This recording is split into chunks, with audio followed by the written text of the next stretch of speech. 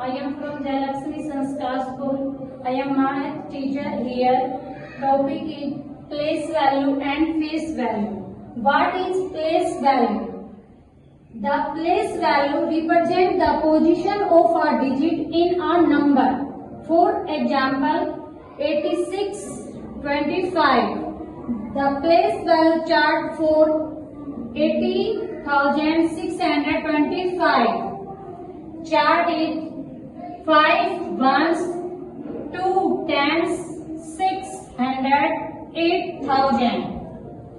The place value of 5 is 5. The place value of 2 is 20 because tens में है. The place value of 6 is 600 because ये 100 में है.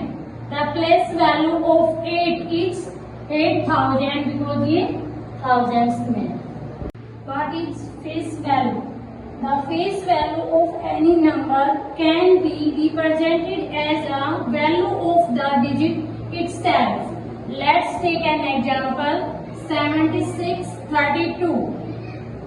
2 ones, 3 tens, 600, 7,000. The face value of 5 is 5. The face value of 3 is 3. The face value of 6 is 6. The face value of 7 is 7.